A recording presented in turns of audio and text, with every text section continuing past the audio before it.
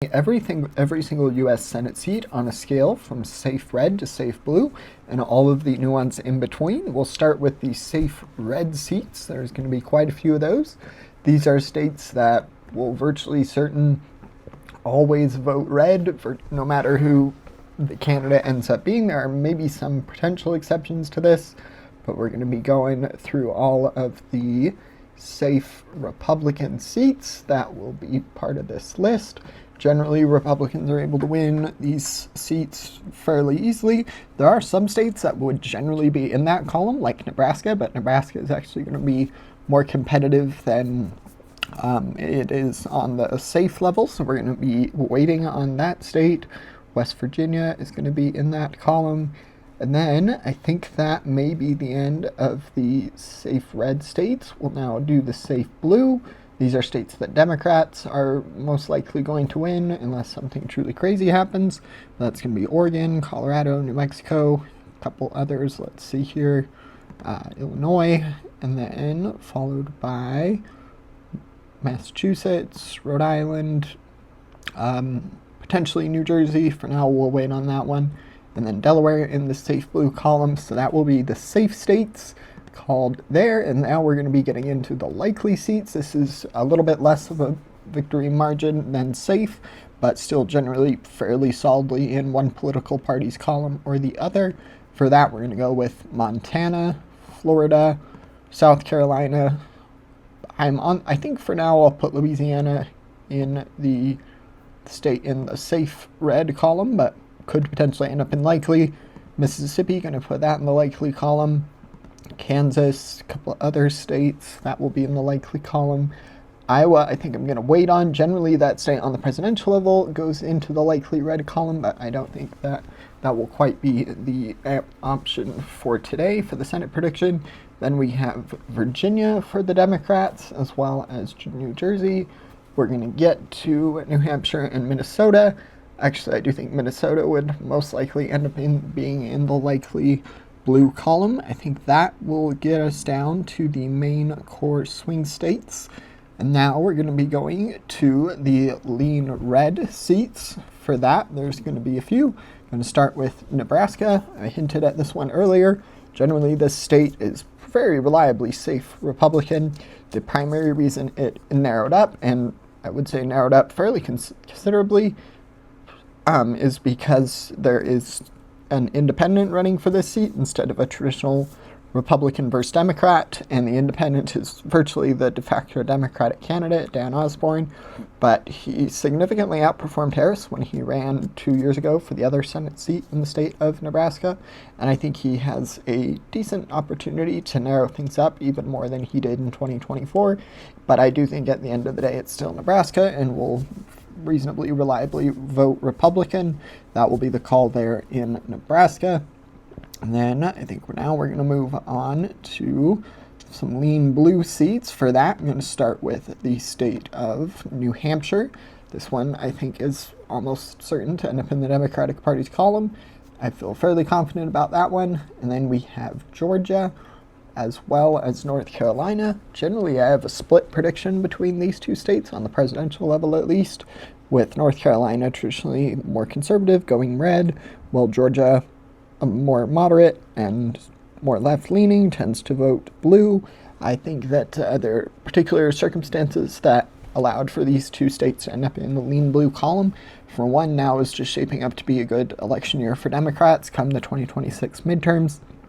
Democrats also have pretty good candidates in Roy Cooper and Jon Ossoff, and generally North Carolina is going to actually be the first flip of the prediction of a seat going from red to blue. The incumbent Republican senator is retiring, so there isn't incumbency advantage, which I do think will benefit Democrats, and I think Roy Cooper will probably end up winning this seat. And that brings us down to the final few states that will end up in the that will end up in the tilt column. I think I have got them all. I'm on the fence about two of these. For now, I'll put Maine into the lean blue column, but I'm on the fence about that one. I think it could certainly end up being tilt. And then we're going to now add a tilt rating. These are states that really could potentially flip either way. It's really a coin toss. But for now, we're going to start with the state of, well, actually, we've been doing red and then blue, so I'll do some Republican states. For that, I have the state of Iowa, and then followed by Texas. I think Texas will be reasonably close. The Democrat Tallarico is at about, last I saw in the betting markets, roughly like 40% chance of winning, which is very impressive for a Democrat in the state of Texas that has not elected a Democrat on the statewide level for quite a while. So that is an impressive feat, and I think Tallarico has a opportunity. I think the most likely scenario is that Paxton wins, but I could be proved wrong with a Tallarico victory. I think it would be interesting to see that, but for now, I'm going to put those two states in the Republican Party's category. And then I'm going to put the state of Michigan, switching to the Democrats now. I'm going to put the state of Michigan into the tilt blue column. This state has 2 Democratic senators, Democratic governor. The state is very competitive. Trump won it in 2016 and 2024. So certainly not out of the realm of possibilities that Republicans could win it. I've said it before, but I do think this state is Republicans' best hope for flipping a Senate seat. I don't think it's the most likely scenario, but that will be the call there in the state of Michigan. And then we get down to 2 very competitive toss-up states, Alaska, which I'm going to put into the tilt blue column. The state will be an interesting one to watch. Mary Peltola is a very strong candidate, and Dan Sullivan is not the most well-liked senator, so I do think that will be an advantage for the Democrat, Mary Peltola. But really, state could go either way. These states that I'm putting in the tilt column, and really even some of the lean column, could potentially go the other way. But if I had to call it, I think Alaska would go blue. And then we get to Ohio, which really is going to be the state that determines party Senate control if the other states line up like I predict them to. But I'm on the fence really about Ohio. I think it really could go either way. For now, I'm going to put it into the tilt blue column. I think there is a very real possibility that this state ends up going red, and that it results in a 50-50 Senate, which in this case would be a Republican majority because the Vice President, J.D. Vance, would be the tie-breaking vote for the remainder of the Trump administration. But we can take a look at that. So, but with Democrats winning the state, it's 51-49. We can take a look at the Kalshi betting markets map.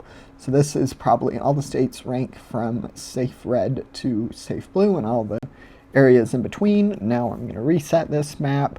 This is the consensus map, and then go to the Kalshi betting markets map. This one fairly agrees with me. It has Alaska going blue, Texas and Iowa in the red column, and Michigan going blue, and really just the kingmaker state of Ohio that will determine party Senate control. Definitely going to be a competitive race. Sherrod Brown, former Democratic senator, is a reasonably strong candidate, and I think that he stands a real chance, which is why I'm going to put it in the tilt blue column. But that will be the final call there for every state ranked from safe red to safe blue. Don't forget to like and subscribe. Thanks. Bye.